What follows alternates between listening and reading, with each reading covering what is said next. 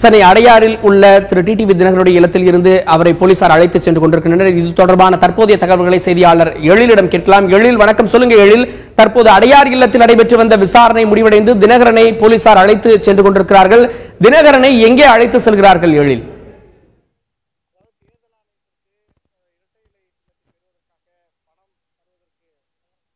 நமது செய்தியாளர் எழில் அடையாறில் இருக்கக்கூடிய டிடிவி தினகரன் இல்லத்தின் முன்பாக இருக்கிறார். எழில், வணக்கம். சொல்லுங்க எழில், அடையாறில் இருக்கக்கூடிய டிடிவி தினகரனுடைய இல்லத்தில் இருந்து அவரை போலீசார் அழைத்து சென்று கொண்டிருக்கிறார்கள். அவரை எங்கே அழைத்து சென்றார்கள்?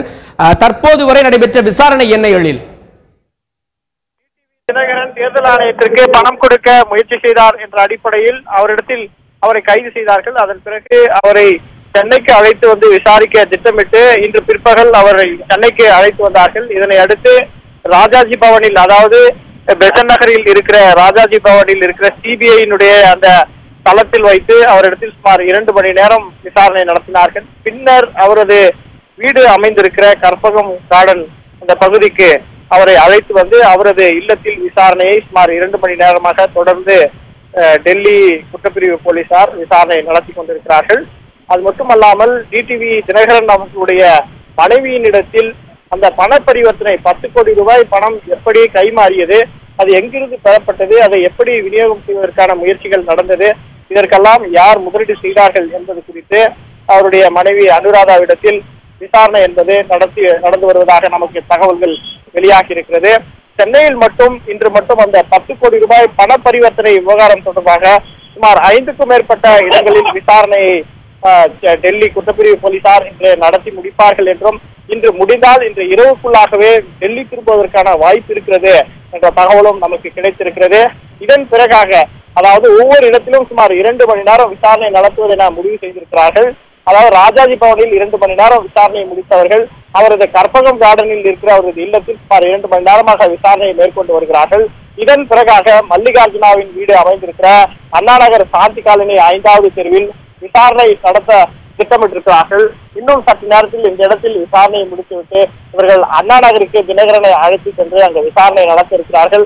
ஏனென்றால் மல்லிகார்ஜுனா இவரது நெருங்கிய நண்பர் என்பதும், இவர்களுக்கு பைனான்சியராக, அதாவது இவர்களுக்கு வருகின்ற அந்த பண பரிவர்த்தனையை அவர்தான் ஒரு கணக்காளராக இருந்து அவர் கையாண்டு வந்தவர் என்ற அடிப்படையில் இந்த பண பரிவர்த்தனை எல்லாம் எப்படி நடந்திருக்கும் என்பது குறித்து விசாரணை நடத்துவதற்காக இன்னும் சற்று நேரத்தில் அண்ணா நகர் சாந்தி காலனிக்கு தினகரனை டெல்லி குற்றப்பிரிவு போலீசார் அழைத்து சென்று விசாரணையை செய்வார்கள். அதன் பிறகாக இன்னும் 2-3 இடங்களில் அடுத்தடுத்த நடவடிக்கையாக விசாரணை நடத்த திட்டமிட்டிருக்கிறார்கள். தற்போது வரை நமக்கு கிடைத்திருக்கிற தகவல் இதுதான். இன்னும் சற்று நேரத்தில் அவர் அண்ணா நகருக்கு அழைத்து செல்லப்படுவார் சாந்தி காலனிக்கு என்ற தகவல் நமக்கு இறுதியாக கிடைத்திருக்கிறது.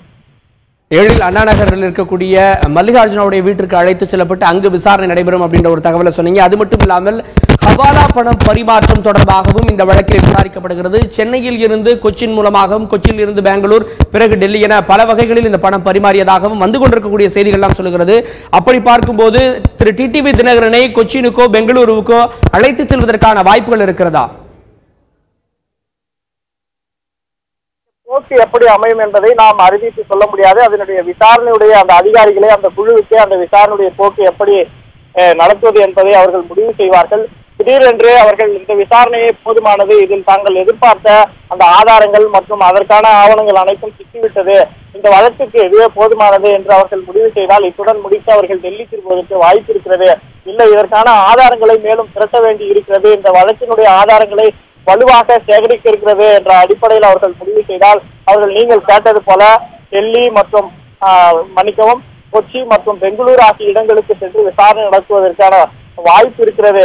ஆனால் நமக்கு கிடைத்திருக்கிற தகவல் என்னவென்றால், சென்னையிலேயே இந்த விசாரணை என்பதை முடித்து அவர்கள் டெல்லி திரும்புவதற்கான வாய்ப்பு இருக்கிறது என சொல்லுகிறார்கள். ஏனென்றால் நாளை சுகேஷ் சந்திரா அவர்கள் நீதிமன்றத்தில் ஆஜராக வேண்டி இருக்கிறது. தற்பொழுது தினகரனுடன் விசாரணை அதிகாரியாக இருக்கிற சஞ்சய் ஷராவத் இவருடன் இங்கு வந்திருக்கிறார். விசாரணை அதிகாரி ஒரு சுகேஷ் சந்திரா நாளை நீதிமன்றத்தில் ஆஜராகும் போது விசாரணை அதிகாரி அவருடன் இருக்க வேண்டும் என்பது விதியாக கருதப்படுகிறது. எனவே இன்றுக்குள் இந்த விசாரணையை முடித்து நாளை அந்த சுகேஷ் சந்திரா நீதிமன்றத்தில் ஆஜராகும் போது விசாரணை அதிகாரி சஞ்சய் ஷராவத் உடன் இருப்பார் என்ற காரணத்தினால் அவர் இன்று டெல்லி திரும்பி நாளை அந்த வழக்கு விசாரணையில் அவர் உடன் இருப்பார் என்ற எதிர்பார்ப்பு இருக்கின்ற காரணத்தினால் இந்த சென்னையிலேயே இன்று விசாரணையை முடித்து அதிகாரிகள் டெல்லி திரும்புவார்கள் என்ற தகவல் இருக்கிறது. என்றால் கொச்சிக்கோ பெங்களூருக்கோ போக வேண்டிய அவசியம் இல்லை என்று சொல்லப்படுகிறது. காரணம் என்னவென்றால் கொச்சியில் சுகேஷ் சந்திரானுடைய வீடு இருக்கிறது. அந்த இடத்தில் அவரை வைத்து விசாரணை என்பது முழுவதுமாக நடத்தி முடிக்கப்பட்ட ஆதாரங்கள் திரட்டப்பட்டு விட்டது என்ற காரணத்தினால் தினகரனை வைத்து சென்னையிலேயே விசாரணையை நடத்தி அவர்கள் டெல்லி திரும்புவார்கள் என்ற தகவல் நமக்கு கிடைத்திருக்கிறது.